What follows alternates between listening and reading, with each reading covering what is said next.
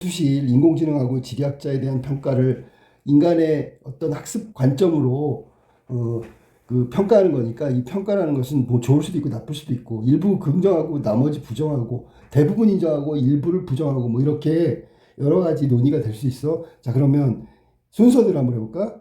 가제심의 내용은 뭐냐면, 논의의 주체가 되는 게 인공지능이야. 인공지능이 방대한 데이터를 규칙에 따라서 처리하고 통계적 개연성을 이 높은 결과를 산출해. 이제 일단 인공지능이 갖고 있는 장점이자 특징이자 우리가 필요로 하는 이유야. 근데 정보 사실 여부나 가치 판단은 수행하지 못한다. 그 말은 인공지능에 대해서 장점과 단점, 긍정과 부정을 동시에 놓은 거야. 그래서 인공지능은 이럴 수도 있고 저럴 수도 있어. 그런데 문제는 인공지능의 능동적 경험이 없다는 것은 주입된 데이터를 학습하는 거에 불과한 단순 연산과 그 다음에 반복된 학습을 통한 그 학습의 심화, 이거는 가능하단 말이야. 있는 정보 안에서 다 할 수 있지만 전혀 경험하지 못하거나 주입된 정보나 데이터가 없는 경우에 그런 모방한다라는 얘기가 원래부터 갖고 있는 AI의 특징이잖아, 특징. 인간의 학습 단계별 절차적 체계를 갖다가 그대로 AI의 학습 체계로 주입해서 아주 열심히 학습시켜 딥러닝을 시킨단 말이야. 그래가지고 뭔가 결과를 도출해. 그렇다면 아까도 얘기했지만 계산 능력이라든지 단순 어떤 지식의 축적 뭐 이런 것들은 아주 탁월한 능력을 보이고 있단 말이야. 예를 들면 100년 동안에 축적해야 될 정보를 AI가 단 1년 만에 충분히 가능하단 말이야. 그 점에 대해서는 부인하는 건 없어. 그리고 더더욱이 낙관론자들은 어떻게 얘기하냐면, 자, 낙관론자들은 인공지능이 고도화된 언어 처리 능력이 인간의 문제를 해결에 기여할 수 있다. 자, 인간 문제 해결. 자, 인간이 겪고 있는 문제는 실제 인간 사회, 이 세계에서 있는 일이잖아. 현실적 문제잖아. 그런데 현실에 참여하지도 않고 있는 인공지능이 정보만을 가지고 어떻게 인간의 문제를 해결할 수 있을까? 이건 말로만 해결하는 거지 실제 해결하는 게 아니잖아. 근데 이 낙관론자들은 이런 것까지 가능하대. 왜 그러냐면 이 방대한 정보 처리 능력을 기반으로 해서 계산적 학습이 강점을 지니고 있지만 현실 맥락과 의미에서는 한계가 분명히 있다. 그래서 이런 거야. 누가에게 그 상담, 고충을 했는데 그 사람이 대답을 해줬어. 그 말로는 가능하지. 실제 현실로는 적용하기가 힘든 경우도 있잖아.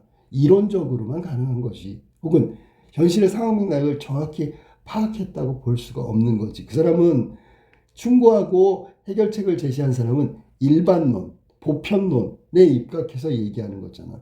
실제 문제를, 고충을 얘기한 사람의 현실적 상황을 정말 디테일하게 파악한 건 아니다.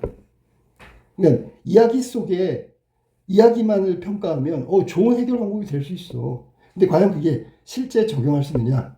혹은 적용하면 그게 현실적으로 가능하냐? 이런 문제가 있단 말이야. 그러니까 요거는 차후에 일어나는 2차적 문제고 2차적 해결이란 말이야. 그러니까 우리가 지금 여기서 보고 있는 낙관론자들의 얘기는 일반적이고 보편적이고 그냥 이론적으로 가능한 해설이라고. 현실에서는 적극적으로 반영되거나 아니면 현실의 그 이론이나 설명이나 정보가 통용된다? 현실적으로 가능하다? 이거는 장담할 수 없는 부분이다라고 얘기할 수 있는 거예요. 그러니까 여기는 지금 인공지능이 장점, 계산 능력, 정보 처리 능력 이런 부분의 효율성을 강조하고 있는 거고, 반면에 본질적으로 갖고 있는 한계에 대해서 지적하고 있는 거예요. 그러니까 양쪽으로 다 얘기했지, 그지? 자, 그 다음에 나로 가볼까? 이번에 지리학자인데, 자, 아까 설명 중에 빠진 부분인데, 이 지리학자는 능동적이고 주체적이고 스스로 경험하지 않았다라는 점에서는 인공지능하고 대동소이하단 말이야. 거의 비슷해. 탐험가의 보고를 받아가지고 기록하는 거야. 즉, 기록 정보를 축적하는 부분은 역시 인공지능하고 다를 바가 없어. 그런데 그는 사실을 분별하기 위해서 탐험가의 품행이라고 했으니까 이 사람이 신뢰할 만한 사람이냐, 혹은 그 이전에 탐험 경력이나 이력이 훌륭하냐, 그 다음에 탐험 경력이나 이력이 검증됐냐, 이런 것들을 다 검토한단 말이야. 요 점은 인공지능하고 다르지. 잘못된 정보가 지식체계가 훼손될 수 있음을 경계한다. 여기선 또 역시 지리학자가 갖고 있는 문제. 만약에 원천적으로 잘못된 정보를 제공했다라고 하면 지리학자가 했던 기록이나 그 다음에 그 검토하고 난 다음에 어떤 그 기록물이 원천적으로 문제가 있는 정보라면 결과도 문제가 있겠죠. 그러면 결국 탐험가에 의해서 결과가 결정되는 거지 지리학자에 의해서 결정되는 건 아니란 말이야. 신뢰성의 확보가. 즉 지리학자는 단순 정보의 수용자가 아니라 정보 차원에서 진위 판단을 하는데 그 진위 판단이 그냥 하는 것이 아니라 현실에 있는 탐험가의 어떤 상황이나 품행이나 그동안의 이력이나 이런 것들 다 종합한단 말이야. 종합적이고 그리고 주관적인 판단이야. 그런데 결정적인 미스가 뭐냐면 탐험가의 정보가 오류가 있는 정보를 제공했을 경우 그럼 지리학자는 아무것도 할 수 없는 형편이라는 얘기지. 요 부분만은 능동적 지식인에 해당될 수 있다. 단순 판단이 아니니까. 이는 단순 기록 장치가 아닌 판단하는 주체로도 볼 수 있는 거야. 자, 그 인간의 학습자 중에 우리가 인간은 자기가 수용하는 정보에 관한 이해 아니면 이해하지 못한 거 이게 옳은지 그른지 하는 자기 점검, 자기 성찰이 필요하다고 다해서 나왔잖아. 그런 점에서 본다면 이 지리학자는 인간이 학습하는 모델 그 모습을 닮아 있어. 하지만 내가 아까도 얘기했지만 원천적인 정보가 오류가 있다면 아무것도 할 수 없는 입장이라는 뜻이야. 마찬가지로 얘기해볼까? 인공지능도 주입된 정보가 처음부터 잘못된 정보라면 결과는 뭐 따질 필요도 없단 말이야. 그러니까 이거는 정보를 받아서 정보를 탐색하고 검토하고 뭐 정보를 처리하고 이 과정은 합리적일지 몰라도 원천적인 정보의 문제에 있어서는 둘 다 자유롭지 못하다라는 공통점도 가지고 있는 거야. 이런 부분도 논의할 필요가 있죠.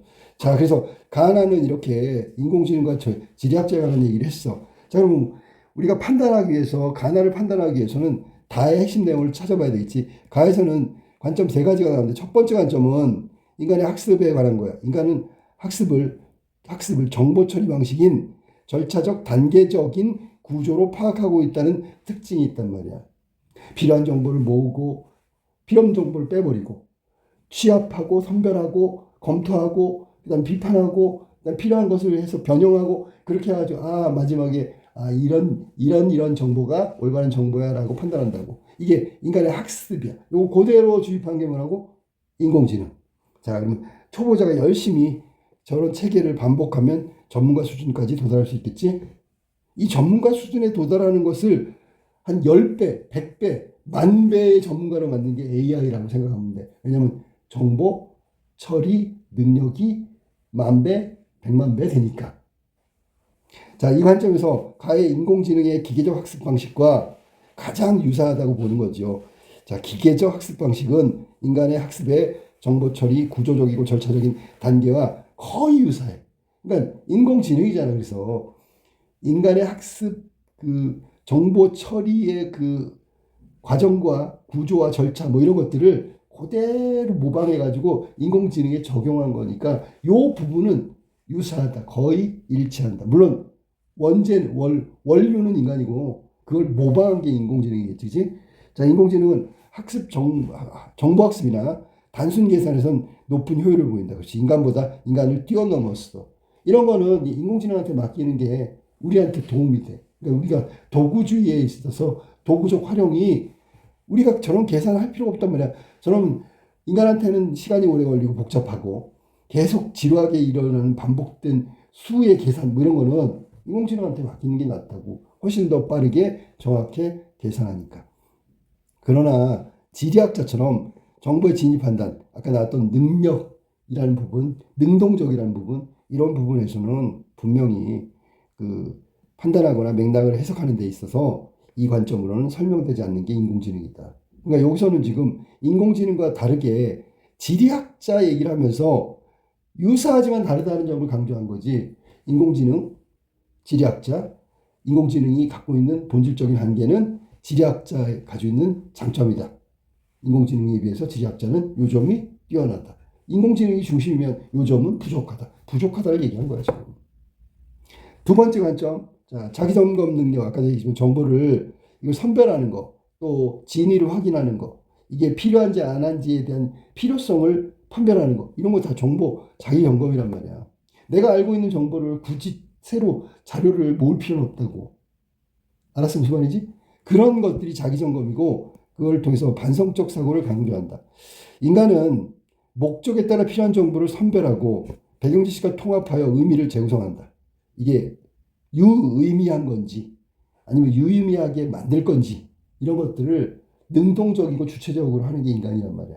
자, 인공지능의 경우 가치 판단, 목적 설정 이런 거 전부 다 할 수가 없지요. 이 능동적 수행은 어떻게 보면 인공지능과 AI와 인간의 가장 큰 차이라고 볼 수 있어. 물론 AI가 발전해서 능동적 수행이 가능하게 되면 그때는 인간이 어떻게 살아남기 위해서 무엇을 해야 될지에 대한 고민을 해야 될 거야. 자, 정보의 자기점검은 효율성이 떨어진다. 인공지능이 갖고 있는 효율성이 떨어지는 점이 바로 정보의 자기점검, 자기성찰. 이건 분명히 인간보다 훨씬 더 낮은 수준이라는 건 현재의 상황이야. 이 점은 인간과 본질적인 차이를 드러내는 거고, 반면에 굳이 얘기한다면 지리학자의 경우에는 이런 부분, 보고를 검증하고 신뢰도를 평가한다. 이건 능동적 과정이라고 봐야지. 그런 면에서는 자기점검이 유효하다. 효과가 있단 말이야. 효율성이 있단 말이야. 그래서 이건 지금 인공지능과 지리학자의 사이에 차이를 얘기한 거야. 자, 그 다음에 세 번째 관점으로 갈게. 자, 세 번째 관점은 거기 나온 대로 직접적 경험이 직접적 경험. 직접적 경험, 몸의 경험이라고 하는데 몸으로 현실에 직접 부딪히는 거야. 몸의 경험을 통해서 얻어지는 것은 지식 형성의 어떤 한 가지 방법이고 특징이다. 인간. 이 입장은 직접 경험이 불가능한 인공지능이 가지는 본질적 한계라고 볼 수 있다. 왜냐하면 능동적 주체라기보다는 데이터건 정보건 간에 수동적으로 받아들이기 때문에 인간의 학습 과정하고는 완전히 다른 반대편에 서 있는 게 인공지능의 본질적 한계란 말이야. 그렇다면 이거는 예를 들어 거기 제시가 나온 것처럼 거짓 판례, 이건 이론적으로 얘기했기 때문에 직접적 경험이 없어서 하는 오작동이라고 볼 수 있어. 그러니까 이게 문제라는 거지, 그치? 지리학자 같은 경우에는 직접적 탐험하지 않는다. 이 부분이 인공지능하고 똑같아. 근데 사회의 상식이나 감각, 이게 현실 상황 맥락을 이해하는 거지, 탐험가의 보고를 해석한다는 점, 요 일부분은 인공지능과 다른 점이고 인간의 학습과 유사한 맥락으로 이해할 수 있다라는 얘기야. 그래서 여기 지금 나와 있는 게 제시문 가나를 일단 가나의 핵심 내용을 먼저 요약하는 부분으로부터 시작했어. 가의 내용, 인공지능이 갖고 있는 특징과 장단점을 얘기했고, 그 다음에 나로 가서 나에서 지리학자가 갖고 있는 그 특징이 인공지능과 어떻게 다른지 혹은 인간과 어떻게 다른지 같은지 같은 부분이 있는지 다른 점은 뭔지 뭐 이런 것들에 대해 차이를 판별한 거야. 그래서 여기까지가 나의 내용이야. 가고 나. 그래놓고 다 제시문에 나와 있는 관점 세 가지를 정리하면서 각각 인공지능, 지리학자, 그 다음에 세 번째니까 두 번째니까 인공지능, 지리학자 각각, 그 다음에 세 번째에서 인공지능, 지리학자. 그래서 여기서는 삼왕대립인데 인간을 딱 놓고 인간과 다른 점, 지리학자의 인공지능, 그리고 인공지능과 지리학자의 차이점. 이런 식으로 세 가지 대상에 대한 차이를 설명하는 거예요. 그리고 기본이 되는 기준은 세 가지 관점이기 때문에 인간을 바탕에 놓고 인간과 다른 게 얘네들이고요. 그리고 얘네들끼리도 다른 점이 이거고요. 그럼 평가가 끝난 거죠. 차이점과 특징, 장점 이런 것들을 요런 방향, 요런 순서대로 정리하면 되겠어. 그러니까 이거는 답안지 예시 답안에서 한 가지 사례일 뿐이지 이걸 다른 맥락으로 이해해도 돼. 알았어? 잘 판단하고 깊이 있게 생각해서 어떻게 풀어가는 게 좋을지에 대한 것들을 고민하고 써보면 아마 좋은 답이 나올 수 있을 거예요.